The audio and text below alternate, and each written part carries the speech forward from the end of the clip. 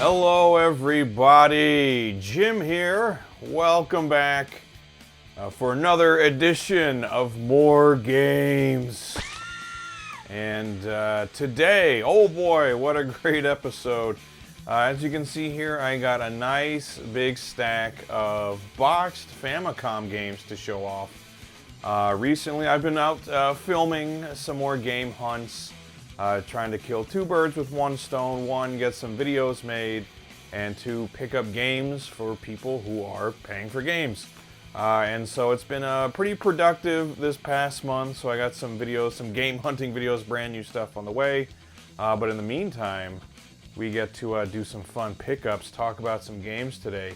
Down in the comments, you can let me know any new pickups you might have come across recently in your game hunting travels. I'd certainly like to know, but first, off the top of the stack, we're going to get started with definitely the most expensive and elusive game of this episode. This is something I picked up considering the current exchange rate.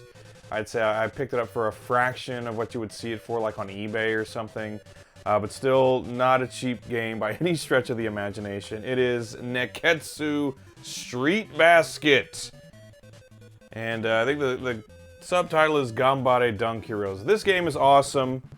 I think this is the last of the Famicom Kunio-kun games to be released. And the premise is that Kunio wins an all-expenses-paid trip to the United States on a game show. So what do you do when you go on a trip to the United States? Obviously, you go there and you play some 2-on-2 basketball. So this is a really fun 8-bit basketball game, but it's Kunio-kun, it's Nekketsu. So it's not going to be your typical basketball game. It's more of a combat basketball game, and they're like gimmicks for each court. The courts are set in all different areas of the US, and they're very cliched. So you got Vegas, and there's like big casinos and stuff in the background. There's a court in Texas where you're like playing basketball on like a cattle ranch or something. I don't know how much basketball gets played on a cattle ranch, but there it is. But it's a lot of fun. So obviously you can attack the other players. You can pick up weapons and items and throw them. You can actually pick up like step ladders and things, like it's a Harlem Globetrotters game. And you can like jump off ladders and do big dunks. And there are actually 3 goals on either side that are each worth more points. So if you can get like all 3 goals in like one shot, you get these huge points. It's like an old school game of MTV Rock and Jock, if anybody remembers that. You can actually steal the goal from the opponent's side. You can like take their goal off and then run over and attach it to one of your backboards, and then you have an additional goal, so that's even like more points you can score. So there's a lot of wackiness going on in this game. Perhaps the craziest basketball game you'll ever play. Right in there with NBA Jam. So it's a lot of fun. Great visuals if you like the Kunio-kun games. If you like River City Ransom and stuff. You like that Technos Japan character designs. You would like the visuals in this game. Nice and colorful. And the soundtrack is really good too. Like I said, I think this is the last of the Kunio-kun games to be released on the Famicom. I could be wrong about that. Akumajou Densetsu might have come out after this one. Either way, this is a late release for the Famicom. It looks good, it sounds good, and the gameplay is really fun. The only drawback is this is a very less common Famicom game. So it can get kind of expensive. It can run you, a box copy like this online could run you, I don't know, $300, $400. Like I said, I picked this up for like less than half that, which I'm very grateful for. But yeah, still, even at half of what it's going for online, it's still not a cheap game by any stretch, but it's a lot of fun. So there it is, Nekketsu Street Basket. Someone is going to be very happy with that. Challenge, exciting, power, and love. Next up, a Capcom classic. Many people argue if this is the best in the series. But I got Rockman 3. And yeah, the argument generally goes, what's better, Mega Man 2, Mega Man 3? I've said it in the past, my personal favorite of the original NES games is actually Mega Man 5. But they're all amazing games, obviously. Mega Man 3, Rockman 3, I should say. Great game. You get Rush, which is awesome. You get the slide attack as well. And you have a really great assortment of Robot Masters. They're not all great. Like, who is it? Hardman. Hardman's kind of lame. Snake Man, I've never really thought was all that cool. But like Shadow Man, awesome. Gemini Man, I think, is in here. Gemini Man is pretty cool. And I like the Magnet Man as well. So they're all pretty cool. Visual is pretty nice. When was this one released? 1990 on Rockman 3. So this is right around the time 8-bit is starting to kind of be on its, you know, its final good run, and 16-bit is coming in. But a lot of fun, this game. This and 2 were the ones that were in my house when I was a kid. When I say a kid, like a little kid, I think I was like 4 years old, 3 or 4 years old when this game was released. My older brother was a huge Mega Man fan, so mostly I would just watch him play either 2 or 3. Later, during the 16-bit generation, I got really into the Mega Man X series. And to this day, the original Mega Man X is still my absolute favorite Mega Man game ever. But this was a favorite of my brother's, and it was either this or 2 that was my first ever experience playing a Mega Man game. I wouldn't have been very good at it by the time I actually picked up a controller. I was probably like 5 years old, and I would have been dying immediately. Basically, I would have been playing whenever my brother got bored of it, and I had a chance to play. But as soon as he was ready to play again, of course, I get kicked off the console. But Rockman 3, Mega Man 3, great game, lots of fun, good graphics, lots of memorable music in this one as well. And the Dr. Wily stages are pretty gnarly. Some good boss battles in this one, and again, you get Rush, you get the slide attack, you get some pretty cool little cutscenes and things.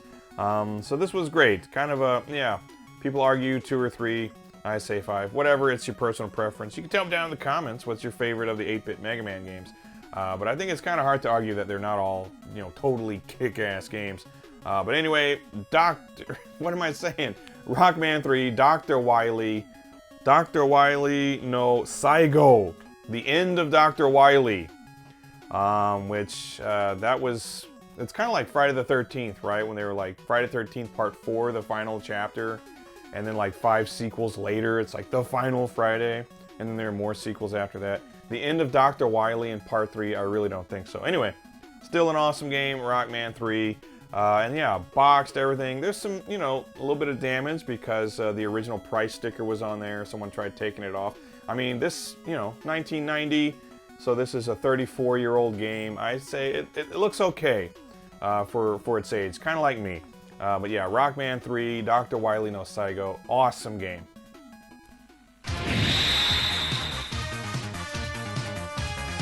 今度は宇宙で決戦だ。ロックマン。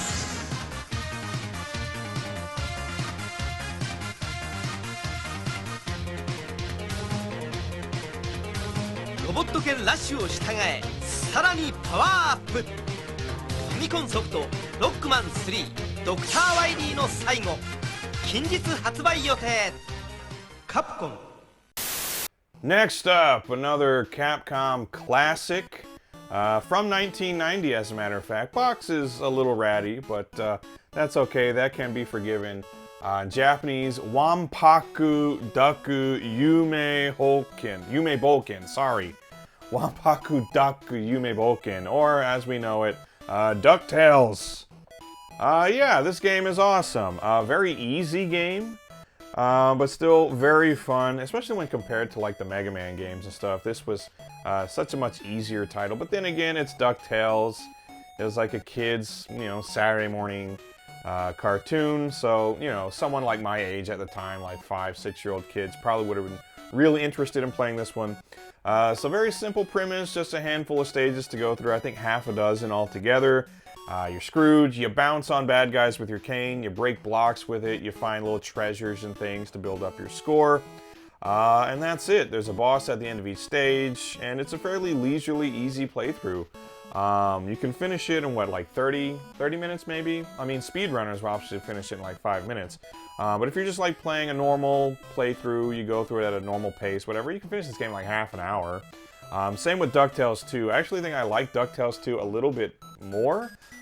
Even though it's missing, you know, the soundtrack for this one, especially the Moon theme. Like, everybody kind of refers to the Moon theme as being one of the best 8-bit tracks, like, ever. And I can agree with that. It's just a really catchy, awesome tune. So despite missing that music and kind of like the impact of just, oh, that first DuckTales game, it's so awesome. I actually think I prefer the second DuckTales game overall, but they're both really great. So this one, again, this is becoming less common. Like, if you find this game loose, it's probably like, I don't know, a $20, $30 game. You find it complete like this, even if the box is a little tattered up, you're looking at like $100 for it. Which is not cheap, but again, when games like this, they're getting older, it's getting harder and harder to find them boxed, regardless of the condition of the box. So if you're a collector, you know, you just kind of bite the bullet. You want to get something like this and like take good care of it, because it's a part of history now, and it's like a little piece of art. This box, it's got blue and pink polka dots, and how do you argue with blue and pink polka dots? I don't know, what the hell. Anyway, great game. Really love it a lot. Ducktales, aka Wanpaku Ducku Yume Boken. I guess like the famous duck adventure or something like that. Really great game. Ducktales. Can't get enough of it, especially that beautiful music.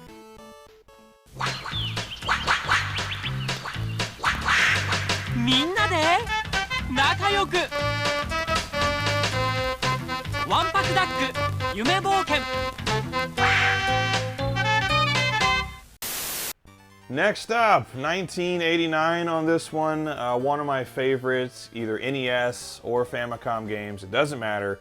One of my favorite games generally by Konami. This is Akumajou Densetsu, aka Castlevania 3, Dracula's Curse, I do believe. Even though I have not played the North American version like since I was like a kid. Like, the first time I played any Castlevania games was, again, around that same time when I was a little kid, either watching my brother or my older cousins play it, and just being like enamored with it, and just knowing that like you're supposed to get to Dracula at the end. So just like sitting there watching my cousins try and fail over and over again, and just like really wanting to see Dracula for whatever reason. There's kind of like mystery to it. This evil figure hovering over the game, you know, watching over everything you do, this final boss you'll get to. Kind of like Ganon back in the day. Final bosses were really built up back in the day, weren't they? It was like this mysterious character. They talk about it, you know he's there, but you have to go through hell and high water to get to him. And then when you finally get to him, it's a really epic, it's a special experience.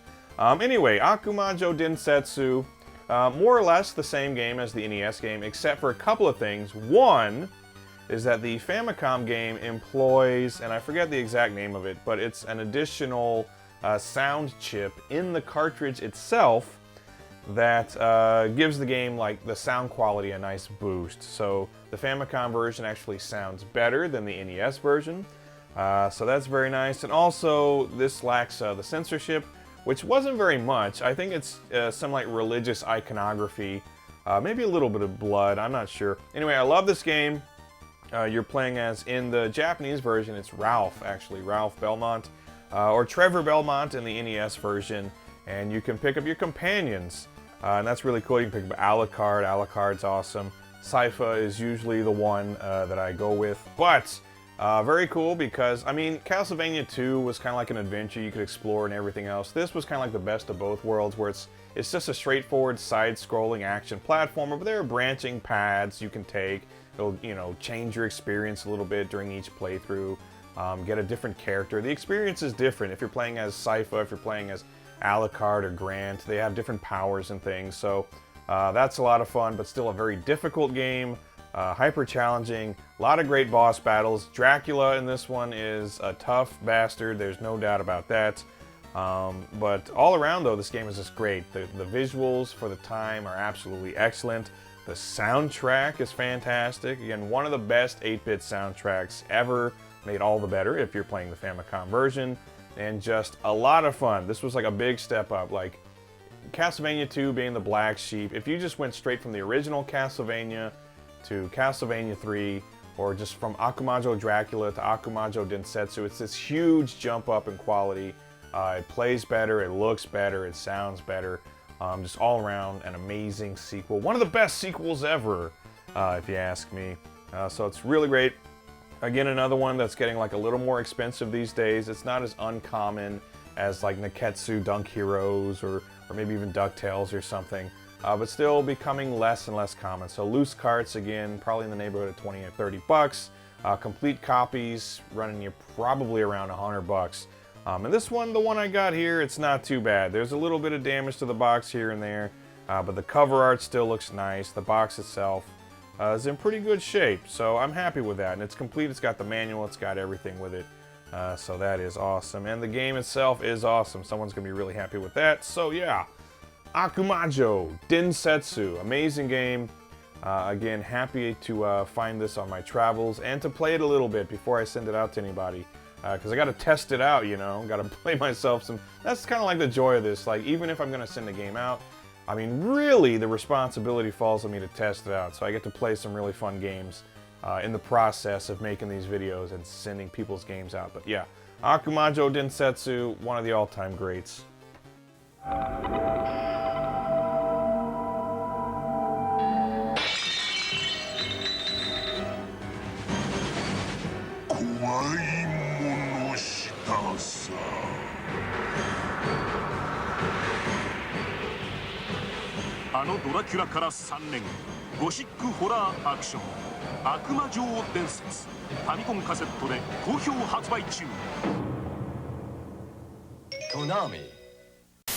Next up, another one of the absolute all-time greats. A 1988 release in Japan, I think, and 89 in the US. But this is Ninja Ryukenden, aka Ninja Gaiden, obviously. And I don't think there are any like significant regional differences. I was playing through this earlier, and it still feels just like good old-fashioned Ninja Gaiden to me. This, you know, aside from obviously being in Japanese. I know with the third game, there were significant alterations to the third game when it was ported to the US to make it a more difficult game. So that's one that people really complain about, that Ninja Gaiden 3 has limited continues and it's just brutally difficult. If you get the Japanese version, Ninja Ryukenden 3, it actually has unlimited continues, and I think you even take less damage from enemies. But the original game, no real difference between the regions. Don't really need to say very much about this game because anyone who's ever touched an NES has played this game at some point. Incredibly fun. One of the best 8-bit action platformers, just period. It's an amazing game, but it is brutally difficult. It gets easier. Like, I remember being a kid and thinking this was just like an impossible game, like barely getting past stage 2 ever. Whereas as an adult, really it's only the final stage that gives me any trouble. Just because eventually, like, you learn the patterns and you learn that getting the spin move, like the spin wheel, the flippy sword attack, that's like your best friend. Pretty much any boss in the game, you can just take them out in a couple of hits with that thing. So once you like learn the patterns where you can hang on to that and just sort of like annihilate the bosses right out of the gate, this game gets a lot easier, even though, yeah, again, that 6th stage still kicks my ass, you know, quite often. Other than that, though, I can pretty much breeze through this game now, which is great, you know, kind of a feeling of accomplishment. If I've done anything in my 30-some-odd years on Earth, I got pretty good at Ninja Gaiden. So, yeah, that's great. I guess I can die a happy man knowing that I don't suck too bad at Ninja Gaiden anymore. Chisel that on my tombstone. He didn't do much with his life, but he got pretty good at Ninja Gaiden, so, you know, give the guy a pass. Anyway, great game. Got it boxed and complete. This is another one that's like 100, 150 bucks if you find it complete. Online, you know, it's like, you know, a few $100 or whatever. So I can't complain. I'm getting good deals out here compared to what people have to deal with online. Still not a cheap game though, but it is a damn awesome game. Ninja Ryukenden, Ninja Gaiden, whatever the case may be. What are your memories with this one? Because I just remember getting my ass kicked by it, but just thinking it was so badass that I just had to like keep playing and playing and playing until eventually I got kind of acceptable at it. I went from terrible to slightly above mediocre. So there we go, Ninja Ryukenden. Out of the darkness, The bright spirit of the Ryuken reborn. Ninja Ryukenden from Tecmo. Just when you had given up all hope, a ninja saves you from the evil Jackie O. More realistic than any other TV game, you're right in the action, fighting to the death. Coming soon from Tecmo, Ninja Ryukenden. Incredible game software for Famicom. Next up, from 1986, I do believe. So the oldest game in this stack of games, another Capcom classic, and another brutally difficult one. This is Makaimura, aka Ghosts and Goblins. And yeah, another game that is brutally difficult, or at least it was until I spent a significant amount of time with it. Now it is merely regularly difficult. Like, again, like a lot of these games, it's just time, because none of them are terribly long. Like Ninja Gaiden, for example, once you know how to, I mean, you can beat that game in like, you know, what, 20 minutes? 20 to 30 minutes? It's just, it felt like such a bigger, longer game as a kid because it was so damn difficult to get through. You beat it never. It's like an infinite amount of time because you're never going to get through it. Kind of the same thing with Ghosts and Goblins, where it felt like a really long, brutal, intense game because it was so difficult, and it felt like impossible to clear it. Once you get pretty good at it, you kind of understand the enemy patterns, and you get the appropriate weapons. You get accustomed to the platforming, because it's not the best ever. That's the thing about this game. It's a classic. A lot of people love it. A lot of people appreciate it as just like a really difficult old game. It's technically, it's not really like a great game. Like I personally would much rather be playing a Mega Man game or a Castlevania or Ninja Gaiden or something like that. This game plays pretty stiff.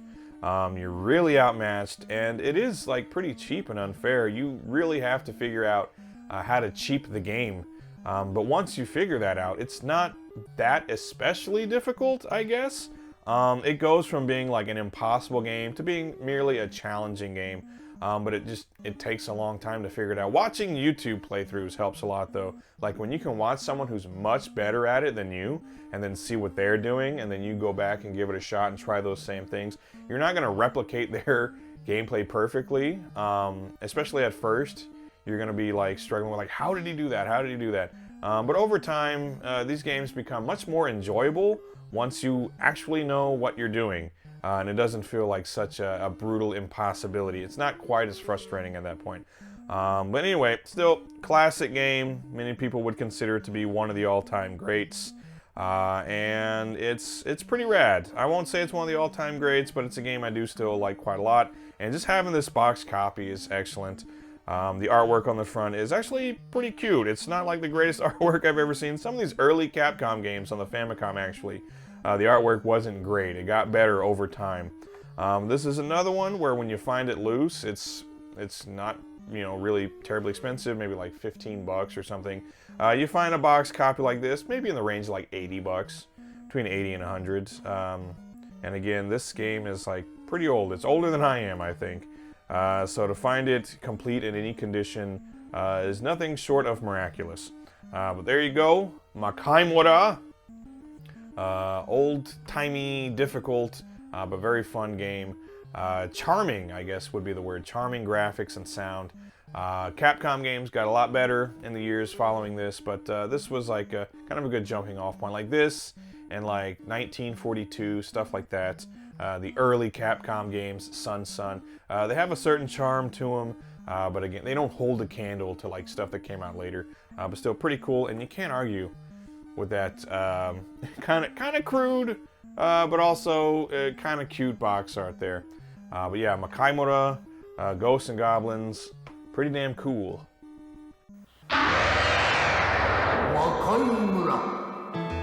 お姫様が魔界の使者にさらわれたってよ。助けるのは君だ。できるかな？ファミコンソフト魔界村カプコンから。 Next up, another 1989 release, and a game that quickly became actually like one of my favorite movie license games ever, by HAL of all companies. This is new Ghostbusters 2. And if I'm not mistaken, this was also released in the UK on the NES, but never had a North American port, which is like mind-boggling. I know there's a Ghostbusters 2 NES game, but it's not really very good. This game is awesome. Premise is pretty simple. You pick 2 Ghostbusters, including Lewis. They included Lewis Tully in here as a playable character, so that's cool. So you get all 4 of the Ghostbusters, and you get Lewis Tully, the honorary 5th Ghostbuster. But it's really fun. It's a top-down little action game. So with one Ghostbuster, you use the Proton Pack, and when you have a ghost trapped with your Proton Pack, the other Ghostbuster, you can hit the other button to deploy the trap, and then you capture the ghost. So that's it. That's all you do. You walk around from room to room, you catch ghosts, and then you fight bosses. The way you fight bosses is you put the Proton Pack on them, and you have to hold it on them for a long time until they turn red, and then you can suck them up with the trap. So the bosses are a little bit tougher than just your normal enemies, and there are like a ton of different kinds of enemies. You got the Slimers and other things. Ghosts that just sort of like hover around, but then you have some that like run. They have different like attack patterns. Some of them can shoot stuff at you. They're like little slime creatures. Bosses are cool. Like you have like the Scoleri brothers. The first stage is in the courthouse, and then you fight the Scoleri brothers at the end of the first stage. So that's really cool. There's like the ghost train, and there's like all the severed heads floating around. Eventually, obviously, you're gonna fight Vigo. That's a given. So it's cool. It loosely follows like the plot of the movie. The stages represent different sections of the movie. I think there are only 5 stages in this game, though. It is a short game, finishing about 30 minutes or so. But it's really fun. Like, it's just, the gameplay is very intuitive. You can play through it really quickly and beat it, and then maybe just play it again, because it is that much fun. I love the visuals. They're like very cute little chibi versions of all the characters. And they're all recognizable as who they are. Like, if you play as Ray, has those like little like night vision goggles on, so it's easy to tell it's Ray. Egon, he has his big glasses on. If you're playing as Peter, he has Bill Murray's hairline. That's like the easiest way to tell who he is. So that's really cool. But yeah, overall, I just really like this game. I got a lot. The visuals are, you know, kind of cute and charming.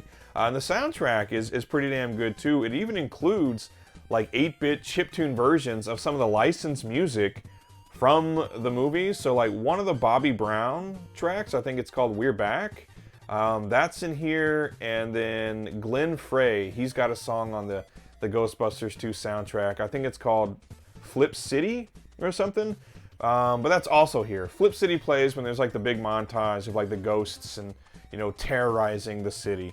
So that's cool. So the soundtrack is pretty good in here. The OST and the graphics are nice, and the gameplay is really fun. And if you ask me, of all the 8-bit Ghostbusters games, this is definitely the best one. And it's one of the best Ghostbusters games ever made, period. Like, I really liked the game that was on the Xbox 360. It was ported to other stuff later, I think. I had played it on the 360, but I really liked that game. And Ghostbusters on the Genesis is pretty cool too. But this is just like something special. I had never gotten to play this as a kid. When I finally got my hands on it, the first time I played this game was like, I don't know, 10 years ago.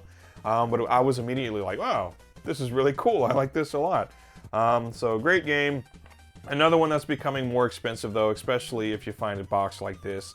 You're looking at like 150 to 200 bucks if I'm picking it up in the store. Probably more than that online. Probably looking at 300 to 400 bucks, which is, wow, that's pretty rough. But man, what a great game. And this box is still in pretty good condition. So there you go. Ghostbusters 2. Happy to have found that. I occasionally will find a loose card of this game, but this is a much more uncommon game on the Famicom. The cover art is, you know, pretty much just it's like the VHS of Ghostbusters 2. Anyway, new Ghostbusters 2. If you've never played this one, if you played like the other 8-bit Ghostbusters games and they're really shitty and that really kind of like soured you on them, play this one. This game is awesome. Who are you going to call? Ghostbusters!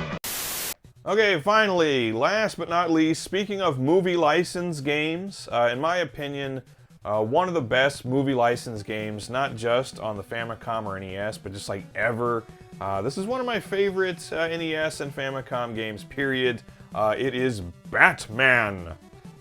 And another game I don't really need to say too much about. I feel like if you're into NES or Famicom games, you should have played Batman by now. If you haven't, it's just a really solid action platformer. You can punch, you've got batarangs and missiles and that cool like spread shot thing. The wall jumping is really cool. It's like a very intuitive game. Some people say it's kind of like a Ninja Gaiden-esque game, sort of. I mean, a lot of the 8-bit action platformers, they kind of run together. You only had 2 buttons to work with, so you gotta, kind of figure it out. But yeah, just a great game. Really great graphics. I love the cool, color schemes. There's lots of purples and pinks and greens and blues. So that's really cool. The soundtrack is excellent. Sunsoft always had a really great track record of putting good music in their games. But this game in particular just has like a phenomenal soundtrack. Absolutely love it. And of course the gameplay is a lot of fun. It's just really difficult. This is another one kind of like a Ninja Gaiden or a Castlevania where it has that reputation for, wow, it's really fun. The controls are great. Everything about it is fine. The gameplay is excellent. It's just the stage layouts themselves, the enemies, some of the boss battles, they're pretty damn tough. Now this is another game, just like with any old game, with enough time and practice, you get better at it. It's not quite as tough as it was when you were like 6 years old, obviously, but still no walk in the park. But this game is amazing. It is and always will be one of my favorite 8-bit games and one of my favorite movie license games. Like, that's saying a lot, because since then, like, a lot of really cool movie license games were released on the SNES, 32-bit, 6th gen and onward. Not always great, but there have been some pretty excellent movie license games over the years, including arcade games, mind you. Some of my favorite arcade games are like RoboCop 2 or Aliens, those are awesome. This, to me, stands as one of the best movie license games ever. They basically just took the property and they said, what can we do with this? Batman fights bad guys, he punches them, he uses, weapons like batarangs and stuff. Let's just make a balls to the wall, side-scrolling action platformer and be done with it and give it awesome graphics and a great soundtrack and one hell of a final boss. Holy crap. But what a great game. And I love the box here. It's just, Batman. Again, it looks like it could be the cover of a VHS tape. But it's another one of those games, one of the rare games on the Famicom that came in a clamshell case. So basically, this thing's going to last forever. Again, this game was released in, 1990? So it's 34 years old, but just look at it. Look at it. Clamshells. They'll survive the nuclear apocalypse. It'll be cockroaches and clamshell cases, and that'll be it. But yeah, Batman on the Famicom, NES, whatever the case may be. One of the best movie license games, and one of the best 8-bit games ever made. 映画の興奮が今ファミコンで蘇る悪の支配者ジョーカーの手からゴッサムシティを救えファミコン版バットマン世界に先駆け君のもとへ So that's it. There you go. That's a nice big stack of Famicom games I picked up recently. A lot of jelly in these donuts. I'm going to be sending those out to, I don't know, whoever the hell is going to get them. I don't know at this point. But great games, all of them. And I would say for the age, I'm happy with the condition of them. So there you go. Let me know down in the comments, what are your thoughts on any of these games I featured in this video. And hey, again, tell me some recent pickups of yours. If you're a retro game collector, I'd love to know what you're picking up. What are the people playing out there? I pick up games, I sell games, so it benefits me to know what people are looking for these days. Mostly, I deal with like a lot of Famicom, Super Famicom, Mega Drive, Sega Saturn, stuff like that. But I'm not really so much the collector anymore. I'm more of the facilitator these days. So yeah, down in the comments, what are you picking up? What are you playing? Hell, what's your favorite movie license game of all time? Do you agree with me on Batman? Do you think it's something else? Again, I mentioned RoboCop 2 in the arcade, Aliens in the arcade, two of my all-time favorites. Anyway, I feel like this video's gone on long enough. You get the point. Famicom games, pickups, whoopity-doo. Really, really selling this one to you. So thanks for watching, everybody. I appreciate it, and I will see you for the next edition of More Games, whenever that may be. So until then, take care, and I'll see you later. Goodbye.